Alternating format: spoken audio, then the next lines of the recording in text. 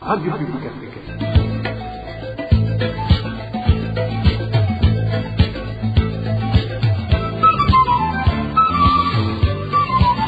Radio Publique Africaine.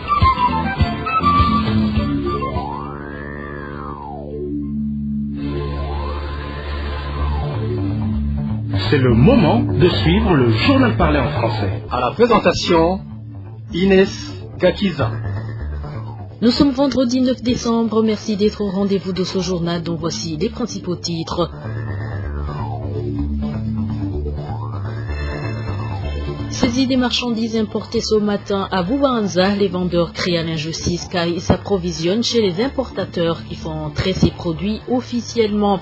9 décembre, journée internationale de lutte contre la corruption. Dans ce journal, vous suivrez l'évaluation faite par des activistes nationaux et enfin en justice. La Cour suprême vient de casser le jugement contre Tony Germain Hina en détention depuis plus de 2 ans. Voilà pour le sommaire.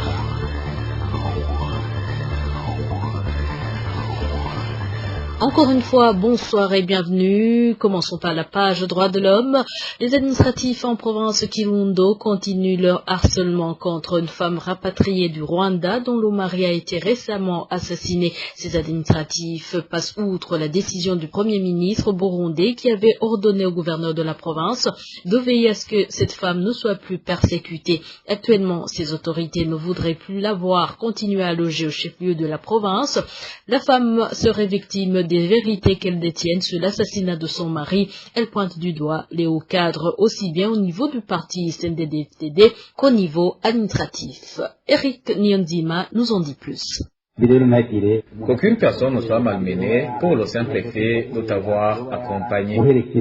Si le premier ministre du gouvernement de Gitega Gervin de la Kobucha était en province de Kirundo, c'était mardi dernier, après avoir entendu le récit d'une femme qui racontait l'assassinat de son mari et les intimidations qui pèsent depuis sur la famille du défunt, le premier ministre a chargé le gouverneur de Kirundo à veiller à ce que ces intimidations cessent. Que ce soit la dernière fois qu'on entend qu'une personne a été maltraitée pour la simple raison qu'elle aurait participé à un enterrement de tel ou tel autre individu, car même si le défunt a été à une certaine époque un criminel, ses proches doivent l'enterrer dignement. Le premier ministre Gervin de la Kobucha a également demandé au gouverneur de recevoir en audience la veuve pour qu'il discute à propos de la mort de son mari. Je t'invite à approcher le gouverneur qui va t'expliquer comment les faits se sont déroulés. Si la compréhension de certaines choses t'échappe, tu vas lui poser des questions en rapport avec ces choses parce que, en principe, il doit être au courant de tout ce qui se passe au niveau de la province qu'il dirige. Cependant, aussitôt après le départ du Premier ministre, les intimidations contre la famille du défunt et même les voisins ont repris.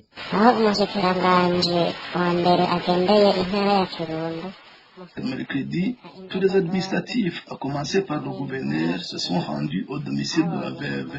Ils lui ont sommé de quitter le chef-lieu de la province pour aller à Bugabira, sa commune natale.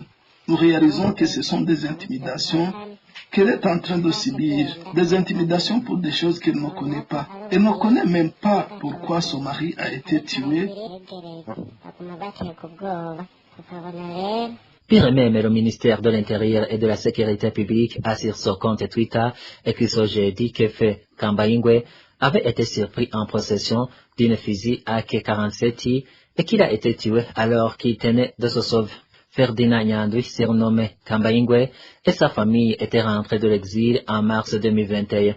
Parmi les présumés auteurs de son assassinat, sa femme a cité le secrétaire provincial du parti CNDD-FDD, le président provincial de la Ligue des jeunes Imbonerakure, le commissaire provincial de la police et une femme qui avait déposé chez le défunt un sac de charbon. C'est dans ce sac que l'on rapproche à Fait Kambaingwe d'avoir mis l'arme. Merci à toi Eric Nyonzima. Je viens de vous le dire, cassation du jugement contre maître Tony Germain Hina par la Cour suprême. L'avocat est détenu dans la prison centrale d'Ongozi depuis plus de 2 ans. Il a été accusé de collaborer avec les groupes rebelles qui ont attaqué le Burundi, des accusations qui ont été rejetées par différentes organisations de défenseurs des droits de l'homme qui ont plutôt demandé à maintes reprises sa libération immédiate. Le gouvernement burundais s'est octroyé la permission de sanctionner des infractions qui ne sont pas connues par la loi. L'exemple le plus récent est l'emprisonnement d'une femme de la province Gitega et ses amis, victimes d'avoir célébré son divorce, prononcé officiellement. Le point avec Josiane Mozaneza. Firdaous Ihimbazwe habite le quartier Swahili, situé au chef-lieu de la province Gitega, la capitale politique. Cette dame a dernièrement été emprisonnée pour avoir célébré son divorce, un châtiment qui sera également infligé à tous ses invités. Selon les informations en provenance du quartier Swahili, Firdaous Ihimbazwe était mariée depuis plus d'1 an, mais n'était pas heureuse en ménage. À l'origine, l'infidélité de son mari qui avait abandonné le domicile conjugal au profit de sa première épouse, avec qui il avait eu d'ailleurs 2 enfants, et tout ça sous prétexte que l'islam, sa religion, le lui autorisait. Ne pouvant plus supporter cette situation, Firdaous Ihimbazwe a demandé le divorce à son mari, ce qui lui a été accordé et de manière légale, d'où la réjouissance de cette femme qui a voulu célébrer ça avec ses amis les plus proches. Mais cette réjouissance n'a pas duré longtemps, car elle et tous ceux qui étaient avec elle se sont vus arrêtés puis conduits au cachot pour avoir fêté le fait de se voir libérés d'un lourd fardeau, surtout après les chicaneries que ce concubinage avait engendré. Et malgré que Firdaous et ses amis ont par après été libérés, plus d'un dénonce cet abus de pouvoir des autorités burundaises qui mettent arbitrairement sous les verrous des citoyens pour une infraction imaginaire non stipulée dans le code pénal ni dans aucune loi burundaise. 9 décembre, journée internationale de lutte contre la corruption au Burundi. Le chemin est encore long par rapport aux avancées relatives au combat contre la corruption. Évaluation faite par Faustin Ndikumana qui indique que les soi-disant efforts du numéro 1 burundais dans ce sens ne pourraient jamais avoir d'effet car il manque de stratégie nationale de lutte contre la corruption préétablie. Faustin Ndikumana ajoute que les institutions de l'État qui œuvrent dans ce secteur et la justice sont impuissantes par rapport à certains ténors du parti au pouvoir qui sont pointés du doigt dans les actes de corruption. Suivez Faustin Ndikumana, président de Parsem, Parole et Action pour le réveil des consciences et l'évolution des mentalités. Oui, nous entendons la volonté du président de la République de combattre contre la corruption. Mais à voir ce qui se passe actuellement, on se demande, on se pose une question. Comment est-ce que le président de la République va combattre la corruption alors qu'il n'a pas d'institution acquise à cette lutte? On dirait que les institutions de lutte contre la corruption, toutes sont paralysées. La justice est paralysée. Les institutions d'investigation, il y a la Cour des comptes, il y a les espèces de la autorité, la brigade anticorruption, la Cour, au parquet, il y a toutes les institutions qui devraient appuyer dans cette lutte sont paralysées. Comment est-ce que le président de la République va lutter contre la corruption? Alors que la loi même actuelle est complètement lacunaire. Toutes les études l'ont montré, l'ont prouvé. On sait actuellement qu'il s'attaque aux individus privés. Quand il dit à un opérateur tel ou tel autre opérateur économique, il trempe dans la corruption. Il a parlé à Kayanza des malversations au niveau de l'exploitation minière. Mais il y a des institutions qui sont chargées de ça. Si c'est un privé qui sait me conduire à passer en compte, il a signé un contrat avec les services publics. Il y a l'inspection, il y a les polices, il y a les renseignements. Tous ces services, pourquoi ils ne peuvent pas mettre la main dessus? Il y a un problème au niveau des sphères des pouvoirs publics. Là, on ne devait plus responsabiliser, dire que la première responsabilité, c'est aux gens qui se rendent coupables de ces actes de corruption. Ce sont les institutions qui doivent frapper fort avec des lois. Sinon, la situation ne peut pas continuer comme ça. Et j'imagine que, même si on analyse les histoires de l'impunité, beaucoup de dossiers sont dénoncés, ils restent impunis. On les a épinés très dernièrement. Et on dit que les gens remboursent de l'argent. Ils remboursent combien? Où est le rapport? Ceux qui remboursent sont des voleurs, ne sont pas punis. Vous voyez, c'est une situation aberrante. J'imagine que là où est le problème? Le problème là que se trouve aujourd'hui les partis politiques au pouvoir. Parce que même dans d'autres pays où les pouvoirs sont occupés par les gens ici des anciens mouvements armés, il y a certains, une partie, non des moindres, de demandent souvent, mais quand ils arrivent au pouvoir, ils se sentent supérieurs à la loi. Ils se sentent vraiment capables de faire tout dans l'impunité. C'est ça le problème, c'est ça la légitimité historique. On légitime l'impunité, on légitime le non-respect de la loi suite à un passé qu'on se prévoit avoir combattu. Alors cette situation-ci, elle perdure la situation va se compliquer. Eulalie Nividi, directrice exécutive de la CBDDH, estime pour sa part que le président Évariste Ndayishimiye est en train de faire un clin d'œil à ceux qui ont volé, les corrompus, pour qu'ils puissent cacher ce qu'ils ont détourné au lieu de lutter contre la corruption. Car c'est en appliquant la loi qu'on lutte contre les corrompus, ce qui n'est pas le cas pour le président Ndayishimiye. Suivez Eulalie Nividi. Le comportement du chef de l'État, son Excellence, le président de la République, Évariste Ndayishimiye, quand il parle de la lutte contre la corruption, quand il parle du détournement des fonds publics, c'est un langage, une formule qui n'est pas du tout productive. C'est pas une lutte contre la corruption qu'il fait, parce que dans son discours, il ne se base sur aucune norme, sur aucune loi. Alors que, normalement, pour lutter contre la corruption, pour promouvoir la bonne gouvernance, il y a des références, il y a des instruments internationaux, il y a la loi nationale, il y a par exemple la politique nationale de lutte contre la corruption et de la bonne gouvernance. Le président de la République devrait se référer à ces instruments pour analyser les situations, analyser les dossiers et utiliser les mécanismes de lutte contre la corruption.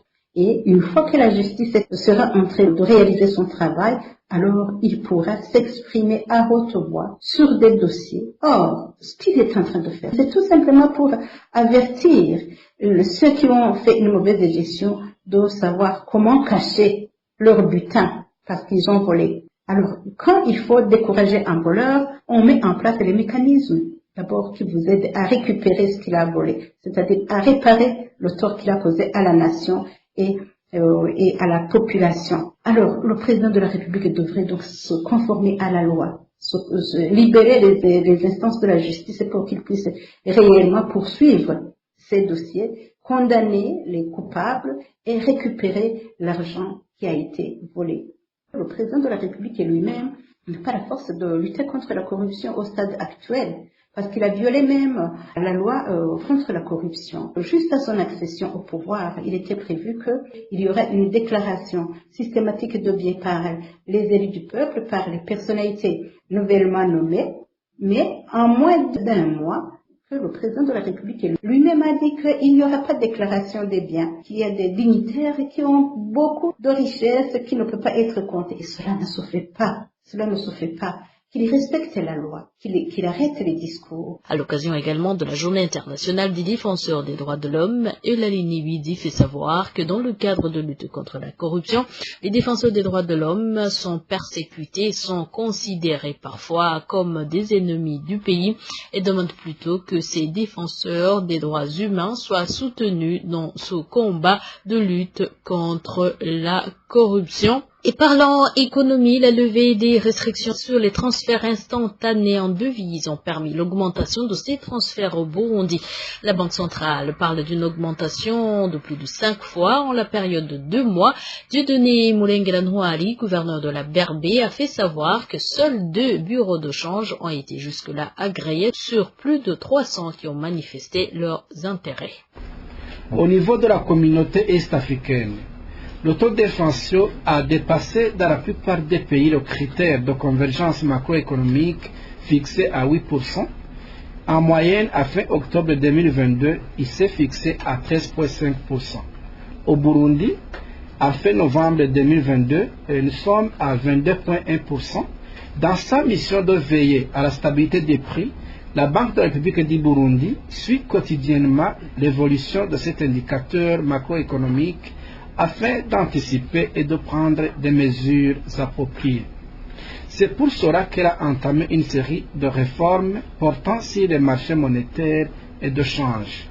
Les premières mesures ont été annoncées en date du 17 octobre 2022 lorsque la Banque centrale a levé les restrictions sur les transferts instantanés en devises et la mesure de retrait d'agrément des bureaux de change.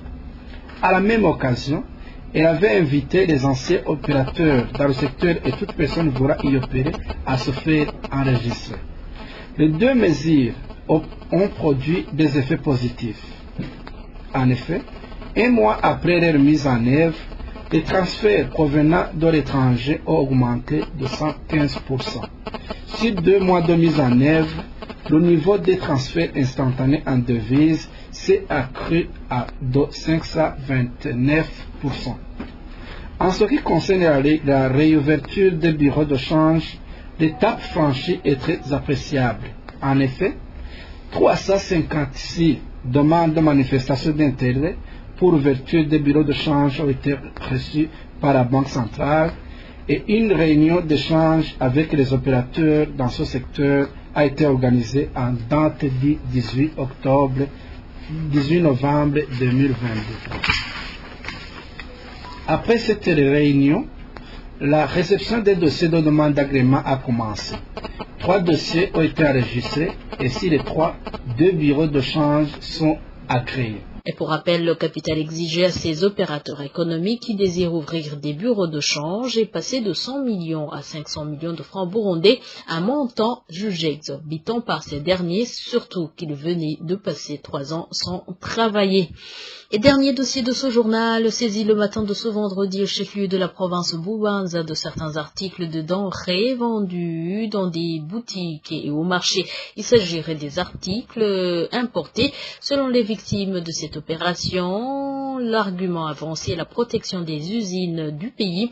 La population parle d'une injustice puisque ces marchandises importées passent par les frontières connues. Édité avec Elvis Nyomogele. Cette fouille opérée ce vendredi matin par la police au chef-lieu de province de Bubanza concernait les produits industriels importés. Ici, c'était l'habitat de la place nous parlait de certains articles saisis. Il s'agit de la farine pour bouillie, la farine de maïs importée dite kaunga, ainsi que les savons qui ne sont pas produits par la Savonor. Tout a été confisqué et les commerçants n'ont aucun espoir de les récupérer. Selon certains commerçants de la place qui se sont entretenus avec la RPA, le protectionnisme sera derrière cette opération policière.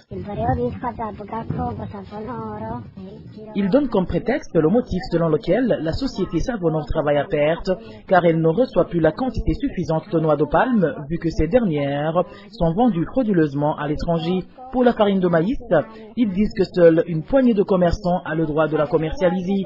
Quant à la farine pour bouillie, ils nous ont fait savoir qu'ils priorisent des entreprises locales qui produisent cette denrée et qui paient des taxes. Tout ça vient pour empirer la situation par rapport à la famine et la pauvreté qui sévissent ces derniers jours dans beaucoup de ménages. La population en général et les commerçants en particulier jugent injuste cette politique protectionniste et évite les biens précipiter les faillites dit que ça leur a coûté cher de dédouaner ces marchandises, d'où ils demandent au gouvernement de s'asseoir et de repenser cette mesure. Merci à toi Elvis Nyomongele. Voilà, nous arrivons à bon port. Merci pour votre fidélité. Merci à toute l'équipe rédactionnelle ainsi qu'à l'équipe technique. Au micro, vous étiez avec Inès Kakiza. Excellente soirée chez vous.